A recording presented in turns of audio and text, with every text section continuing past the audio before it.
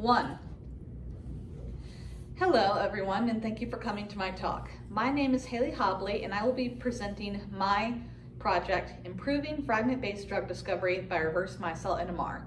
I am in Joshua Wan's lab.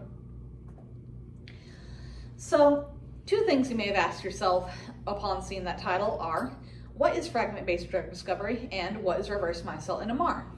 Fragment-based drug discovery is an alternative to high-throughput screening for the discovery of new lead compounds against a given biological target. In traditional high-throughput screening, a group, usually a company, screens a large library of multi-millions of compounds for activity against a given biological process. These effective molecules, or hits, are then altered and optimized until they achieve an acceptable level of activity, at which point they are called lead compounds. Fragment-based drug discovery takes another approach. Instead of screening large and complex natural compounds, former leads, and current drugs, we screen smaller, simpler fragments. These fragments have maybe one or two functional groups on them at max. These fragments are then strung together to form a low KD lead compound.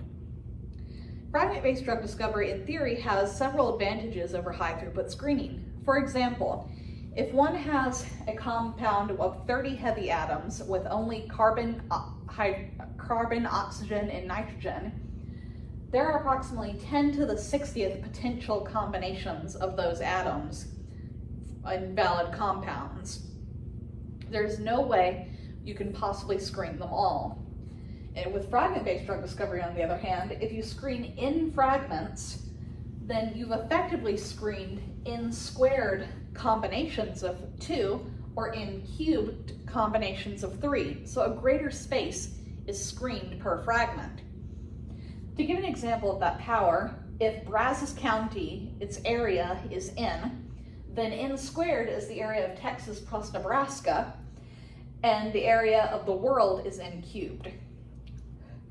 So there are also some other downsides to high throughput screening. First of all, it is very expensive.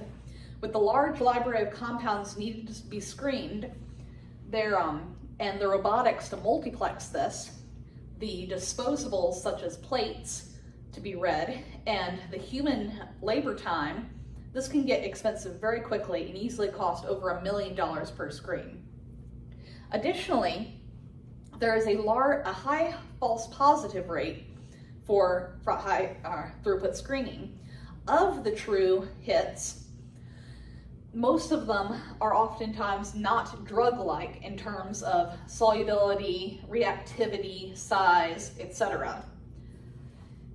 With fragment-based drug discovery, on the other hand, we screen a small library with less material, so it's less expensive. And these fragments are sampling biochemical space, so that by sampling all these fragments, you're screening every element of a drug a medicinal chemist might want. These fragments, when combined, are then drug-like. There's a catch. The fragments themselves are so low affinity that interactions between them and the target are hard to detect. This has limited severely the power of the idea of fragment-based drug discovery, such that there have only been, in about 20 years, only 30 new drugs created with this method. That's where our innovation, reverse Micelle NMR, comes in. A reverse Micelle is a nanopool of aqueous phase surrounded by a surfactant shell and a bulk organic solvent, main phase. In a reverse micelle sample, there's one protein molecule per reverse micelle, and the aqueous phase is only about 2% of the entire sample volume. So if you have the same absolute mass of fragment in your sample, for a reverse micelle sample, if you have to cram all that in to the aqueous phase, you get up to a 50 times higher concentration in the reverse micelle environment than in the bulk aqueous environment. This raises the concentration of fragment to about the order of the KD of the fragments, which is necessary to detect binding. We have also noticed that in reverse micelles, the waters have a longer residence time at a given location, and we predict that fragments will also show longer residence times, which makes it easier to obtain good spectra. In previous work by the Wand Lab on interleukin-1 beta, which was previously considered an undruggable protein because no hits were ever found on its surface, when it was put in a reverse micelle screen, similar to what I'm going to propose, of 233 fragment species, 21 hits were found, and 67% of the protein surface was lit up with hits. These fragments ranged in KD values from about 100 to 850 millimolar. In previous methods for fragment-based drug discovery, the maximum detectable KD was about 10 millimolar. This technique greatly extends the range of possible KDs that can be detected in a fragment-based drug discovery screen. Additionally, in a reverse micelle, we can do hydration studies of bound waters using the nuclear Overhauser effect and detect where on the protein a water is tightly bound. Together, we're going to use all of these facts to probe reverse micelles as a fragment screen. We're going to take our fragments, combine them with our reverse micelles, and then we're going to conduct a series of NMR experiments on them. The first we will do in batches of 5 fragments at a time to save resources. And when we see chemical shift perturbations of the protein, those will be hits, and those hit groups will be deconvoluted with individual spectra.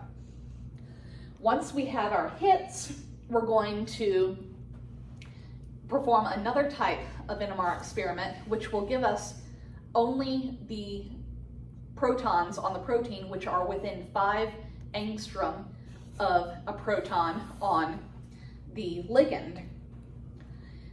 That will be a set of constraints for where the ligand is. Once we have those sets of constraints, we're going to do in silico docking with either Haddock or Rosetta dock, supplying that list of constraints, and we will get a refined fragment map of where each of these is bound, and we'll put that in a PDB file. So with that process in mind, we're going to introduce our aims. The first aim is on dihydrofolate reductase, and we're going to construct a ligand map against E. coli and human dihydrofolate reductases to refine the reverse micelle NMR fragment-based drug discovery process. Secondly, we're going to perform hydration studies on DHFR and identify where bound waters are located tightly on the DHFR surface and see if we can use these to explain some of the very high KD binders and why their KDs are so high. For aim 3, we're going to use a attractive target for anti-cancer drugs, AKR1C3, allocated reductase 1C3, and we're going to use it sort of a pilot run for using this for an actual target that is in need of drugs.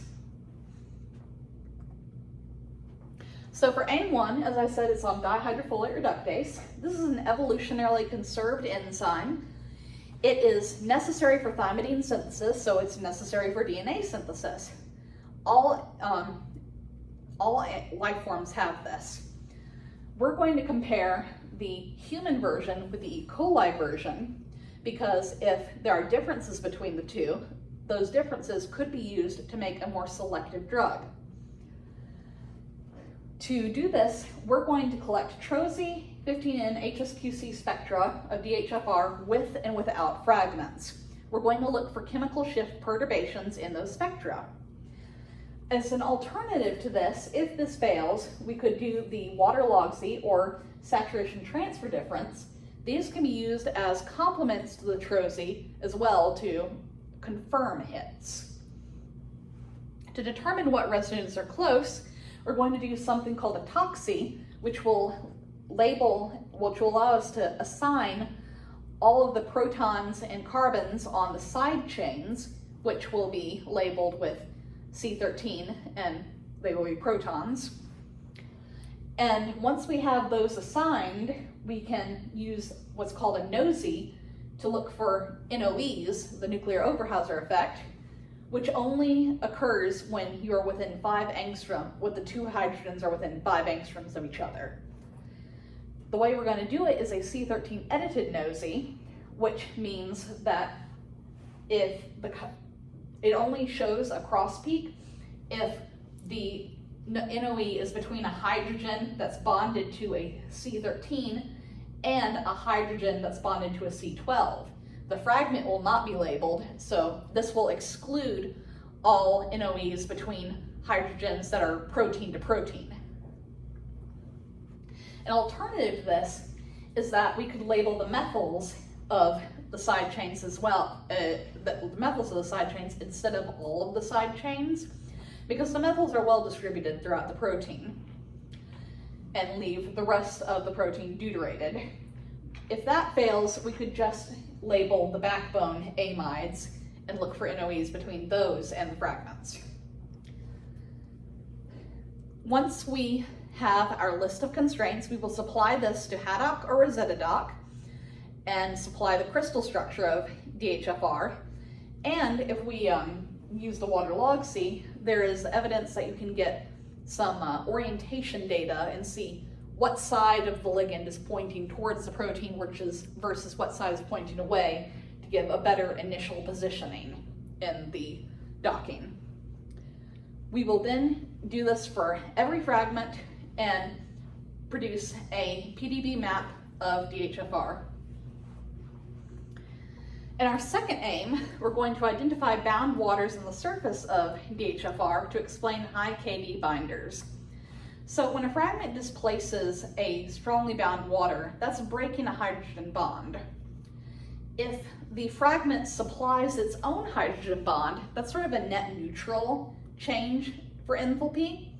But if it fails to supply a hydrogen bond, that is a net gain that's an increase in entropy, so an increase in delta G, more positive, which is bad for binding.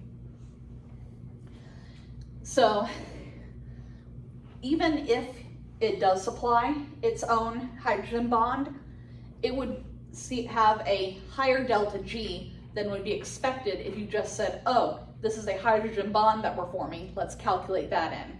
You have to take into account displacement of waters. So that's why we're going to study this. And we're going to use a similar experiment to we used last time. We're going to use the NOSI again, but this time we're going to look just between amides and waters and look for NOEs. And if it shows an NOE, that means there's a bound water there. And the strength of the NOE suggests the strength of the boundedness, the strength of the binding. And our final aim, we're going to use a clinically relevant target, AKR1C3, and follow the same process that we did for DHFR. Aldecator reductase 1C3 is a 37 kilodalton protein that is a androgen processor and promoter and enhancer. It produces strong androgens from weak androgens, and thus, if this is occurring within prostate cancer per se, it is producing androgens locally that will feed the cancer and encourage cell proliferation. This is also important in females for breast cancer because testosterone, which this produces, can be converted by aromatase into estradiol, which is a strong estrogen, which can feed a breast cancer. So this is a key enzyme that does not have a lot of good drugs. Most of the drugs that have been developed for it, people end up developing a resistance to those drugs, and you get things like castration-resistant prostate cancer, which is almost uniformly deadly. There's going to be a slight difference in strategy Since this protein is so large, we can't do autopsy of the whole thing. It would be too difficult to assign. So we're going to only label phenylalanines, since there are 3 of them at the active site, and there are only 13 in the protein overall. We will perform site-directed immunogenesis to identify these 3 active site ones, and then we will proceed as we did with DHFR. What we're going to ask is, how are they different in breadth of coverage, depth of coverage, types of fragments bound, and the KDs of these bound fragments? But the most important question we are asking with this study and this proposal overall is the reverse micelle NMR method a generally applicable approach to fragment-based drug discovery? And that's it. Okay, so can we start with Oh, yeah. Pretty good. Probably. So, Nice.